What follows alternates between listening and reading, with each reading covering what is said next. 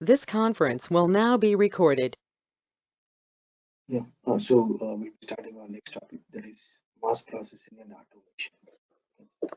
So the topics that we are going to cover, they are, we will see, use the options and functions of mass processing of planned orders, mass processing of production orders, okay, various automation options, okay, different automation options available. We will understand today importance of the production scheduling profile, then usage of collective orders, okay, and then usage of the trigger points. How to use the trigger points, we will understand. So these are the topics we will be covering in the mass processing and automation. So basically, first we'll start with the mass processing. So basically, you can use mass processing to execute functions for multiple process or production orders. So basically, normally when we create the order, what we understood is normally is MRP creates a planned order. Then you convert that planned order to production order. So instead of converting one planned order to production order at once, you can take multiple planned orders and you can convert them to production order at once. So mass function. Same way, let's say you have some orders. Let's say you have 10 orders, 10 production orders. Instead of releasing one production order at a time, you can release multiple production orders. You can release a multiple production orders at once through mass function. So basically, instead of processing one planned order or one production order at a time, you can process multiple planned orders or multiple production orders at a time. So that is nothing but mass processing. It will basically save your time. Okay.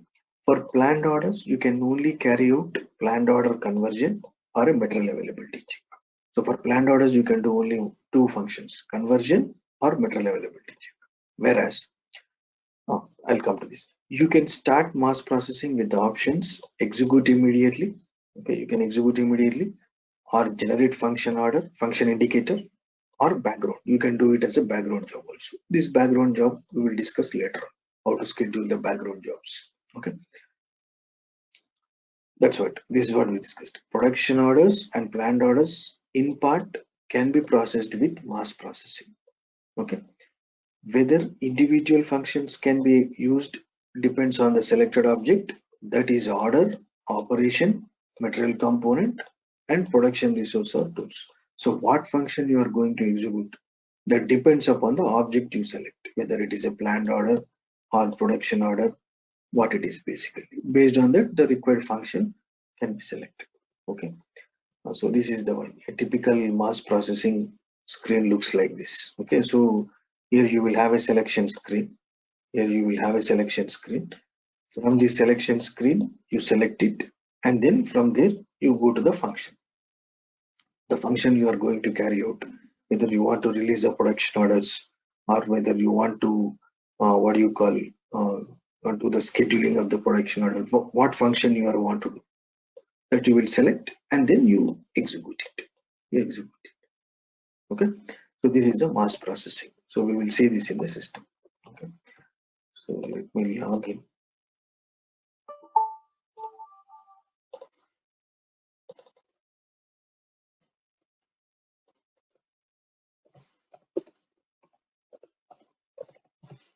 Okay. So let us take our product. This is our product. Okay, so we don't have any stock at this moment. We don't have any planned orders. We don't have anything now.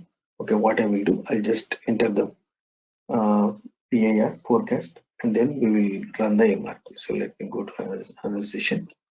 I'll go to MD61. I will enter some forecast.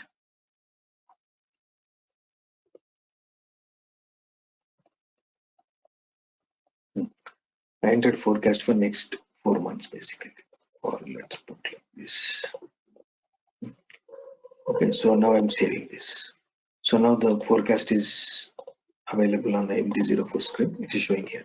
Now normally in the in the individual conversion, suppose let's say I want to let me run a marking.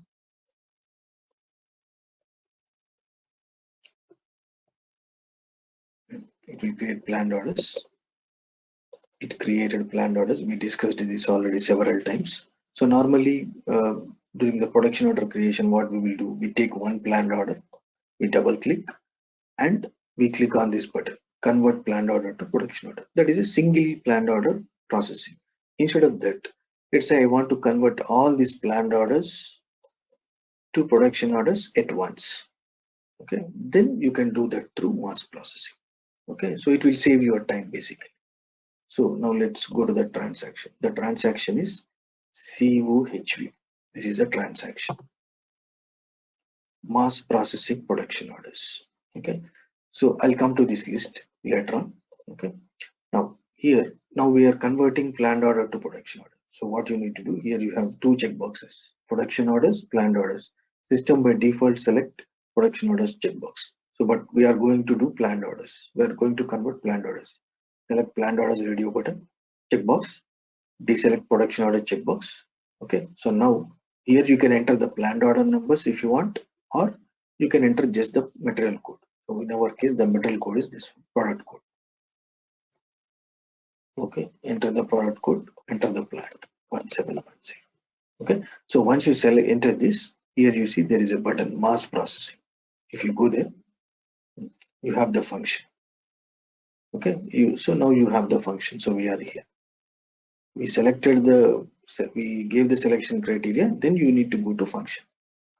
Okay, so now here you want to select the function. Let's say I want to convert the planned order to production order. So select this function. These are called all the functions which you want to execute.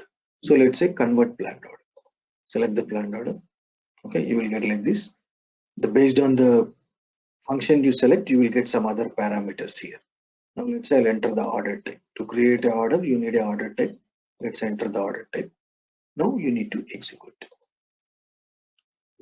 Okay, see, system is bringing the 4 planned orders we have.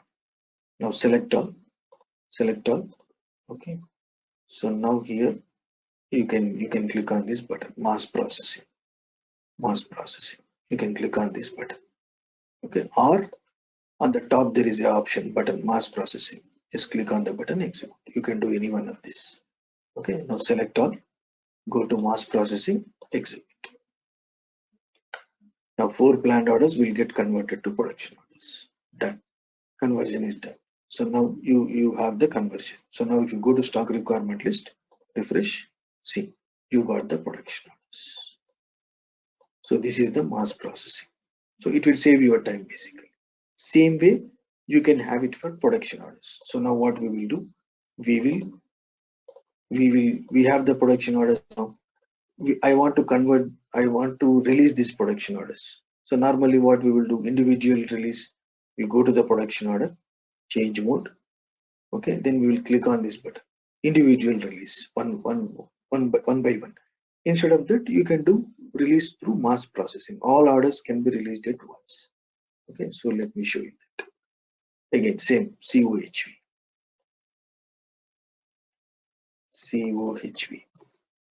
Okay, mass processing production order. Now this time we are doing for production order. So let the checkbox be as it is. Now here you need to select the list. What you are going to do? You are going to do it at header level.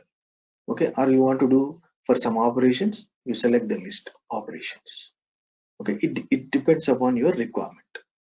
Okay, it depends upon the object you are going to select here. But let's say we are doing it for header only.